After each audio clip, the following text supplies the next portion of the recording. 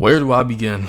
This is quite frankly the death of console gaming as we know it. I don't think I need to tell the story. The story's already been told enough. We are moving closer and closer to the digital age. Did we all think it was coming as early as 2028? Absolutely not. I think the execution of this is rather wrong. I feel as though physical games and physical media will be around for a very long time, even after this. And I would hope that Sony makes a decision to change course and revert back to bringing disc drives to the PlayStation 6, because at this point we have to assume that the PlayStation 6 will be a digital only console, which is crazy to even think about because it's not too far off. At this point, why even buy a console? The version of gaming as we know it is dying. It's already dead, actually. As a lot of people are frustrated, so am I. This digital only feature is insane, and I want to touch on a few things to really if you don't understand, or if you don't know why people are so outraged at this digital only feature and digital only games, then I just want to touch upon some points that make you understand where we're coming from. First of all, we aren't too far off from the Xbox 360, PlayStation 2, PlayStation 3 era back in the mid to late 2000s. It hasn't really been that long since you needed to have physical media to play a disc. You know, you had that case in your hand, those posters, those manuals. I know it may be a foreign concept now for most people, but back in the day, games came with manuals, covers, discs inside with the full game. Like, you actually owned the game. It wasn't too far off. The same people that plays video games now are the same people that play video games then. When we talk about a transition from physical media and actually owning the game to digital and owning quote unquote a license to play the game, that is two completely different things. For physical media, you could let friends borrow it. You'll buy it used just in case you didn't want to buy it new and you wanted to wait until the price goes down. May I not even mention the collecting aspect of it. You can preserve all of your games, but there was also a culture behind it. Something that held sentimental value to us as consumers, collectors, and gamers. Just holding that physical media was enough to bring joy to people's hearts. And we all can think back on a game in which we got, and it made us happy to hold, to play for the first time, to pop into your console. The disc, popped into your console. Now, that may be ancient for some, but that wasn't too far off for us. When you own the license to a video game, you just own the license to quote-unquote play the game. You don't own the game. You can't preserve the game. If servers go down, you can't play the game. Also, you have to have a constant internet connection. Now, I don't know anyone that doesn't have internet, but that's not to say that it doesn't happen. I know when I was growing up, I didn't really have internet for the first part of my life, but it wasn't prevalent back then. We're talking about late 2000s, early 2010. You didn't really need internet to play the game. Nowadays, you need internet to play your video games, which sucks because we grew up in a time where you could just buy a game, play it offline. Game will have all of its content on the disc. So having to go through all of these, what should I call it? Permanent online requirements. That's what I'll name it as. It just feels like a hassle. It feels like more of a limitation for consoles than anything. Now games are more prone to be delisted, If your account gets banned or if you get suspended, you can no longer access your library. It's fucked up. It's unfair. And this is all coming after PlayStation announced that if you purchase movies on their platform with a specific company that they were working with, you can no longer access that media. And it will be delisted from your account. You can no longer download it. And you aren't getting a refund for it.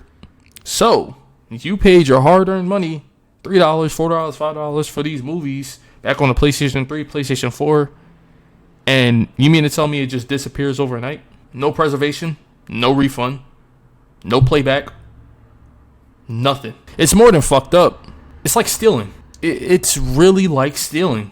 If buying isn't owning, piracy ain't stealing. I digress. I often hear the debate of PC has been digital this whole time, as opposed to console. Okay, let me tell you why that debate doesn't really make sense for this situation. You're right. First of all, PC has been digital this whole time, but PC is often consumer friendly as opposed to consoles monopoly, as I should call it, as we all should call it. It's a monopoly. PC has competition, which you have platforms like Epic Games, you have platforms like Battle.net, Steam, whatever platform you like to play on. You got G2A.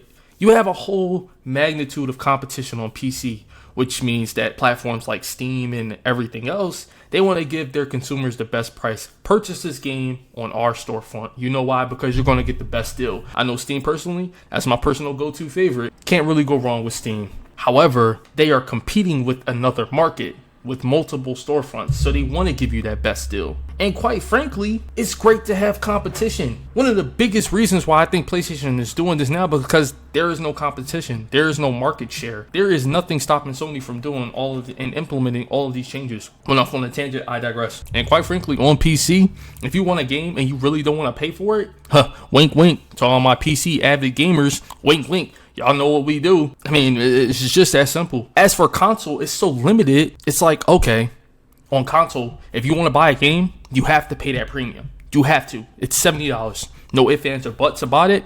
If you don't buy it, you can't play it. Yeah, you could game share it. How many people can game share with? Didn't they set like a max game share limit? I'm not too sure. I don't really care for game sharing on console anymore.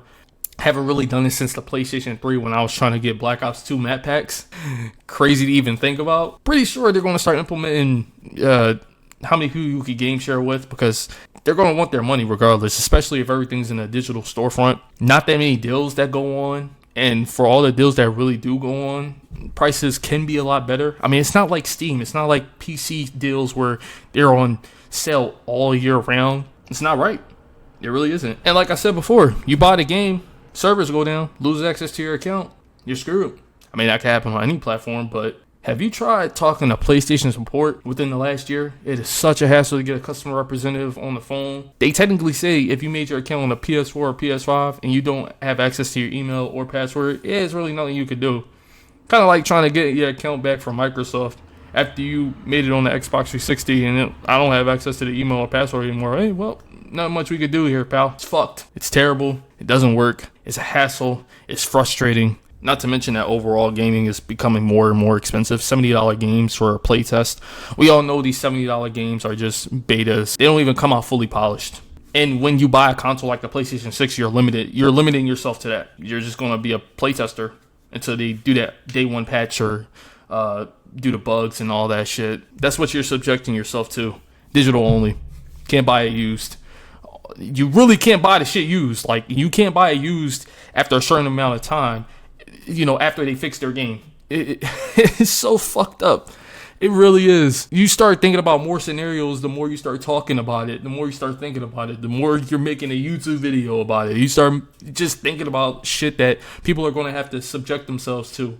And it's crazy because 20 years ago, we were living in like the prime time of gaming. Share games physically, game share, talk to your friends. Wasn't really like party chat and all that enabled. You know, people weren't in party chat all the time. People actually went to game lobbies and talked their shit. I don't know, I'm going off on a tangent, but the prime years of gaming wasn't that long ago. And that's the reason why there's so much pushback. Anyways, when you get a console like the PlayStation 6 or whatever, you got the subscriptions, you know, you got every fucking hardware for console has it. You know, you got your PlayStation Plus, your Game Pass, your Nintendo Switch Online. But surprise, surprise, here's something that many people are going to face when they go to purchase that new console, even try to get a PC. You know, every console has something called RAM, random access memory.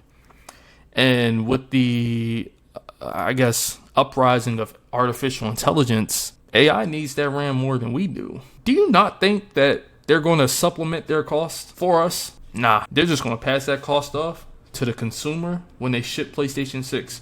So RAM's up $200, $300. It's looking like the next console is going to be around. We're looking at $1,000 for the next console, and $1,000 to be limited with all of this bullshit going on. Hard pass. I think the PlayStation 5 will be my last PlayStation console, and I think it'll be a lot of other people's as well. I think we should not buy the PlayStation 6. Your PlayStation 5 is fine. excuse me if I'm not telling the truth here, but PlayStation 5 generation was ass. It was terrible. The worst console generation I've ever been a part of. And I've only been a part of 3. 4 if we're including the PlayStation 5. This console generation was ass. Every other PlayStation console left their mark. PlayStation 5 has yet to leave their mark. And the only saving grace is GTA 6, which comes digitally only. Ain't that a bitch? Ain't that something? Digital only. Which means GTA 6 may never get a physical presence. It may never get a physical copy. It may never ship to retailers. And I was too young for GTA 5's midnight release. As a young man in his early 20s now, with his own money, working a full-time job, looking forward to that GTA 6 midnight release. You know, getting the disc inside, the map, the manual, the case. Can't do that, D. You have no option but to buy it digitally. And maybe 10, 20 fucking years from now, we're going to tell our children about all the best ways to play that was 40 years ago at that time, where you could just pop in a disc, play the game. Now they have to download the game, day one updates, buggy fucking video games. The future is looking rough. It is looking anti-consumer. It is looking terrible for every gamer on the planet.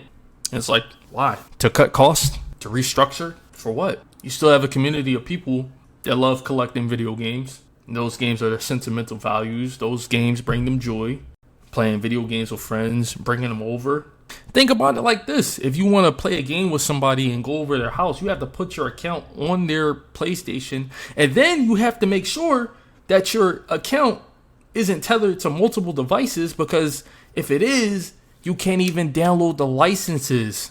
It's so fucking unreal. And I just keep thinking about shit.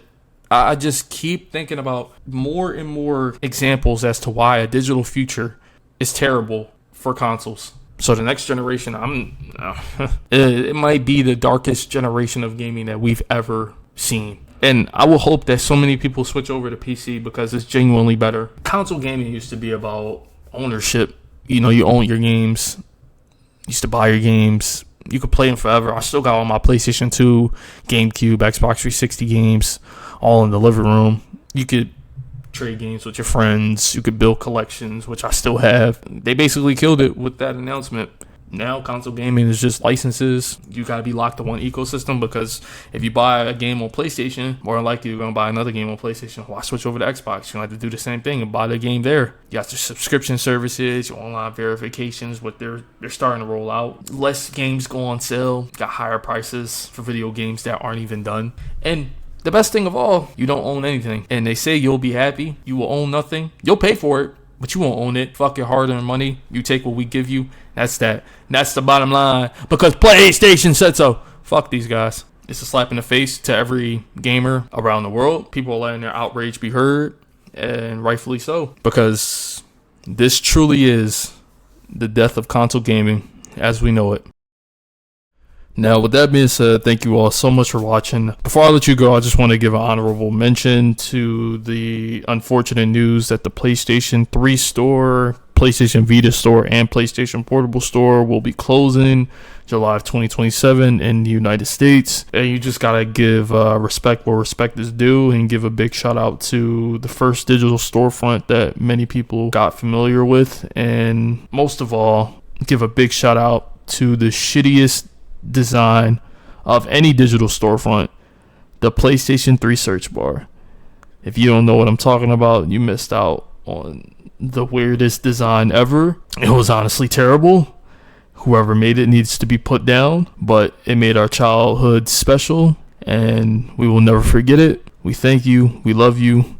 We appreciate you. With that being said, thank you guys so much for all the support on my last video. Now, I'm recording this video on July 5th of 2026, which ironically is 2 years to the day I posted my previous video, which garnered over 15,000 viewers. So I just wanted to come on here and thank you guys from the bottom of my heart. No way that I think that video would do so well, but it did. So thank you, and thank you for all the supporters that continue to watch me, even though I only come back for big canon events. Yeah, with that being said, thank you all so much for watching. Please take care. Please be safe. And I'll see you guys in the near future. It's been the Vice Goat, and I'm out.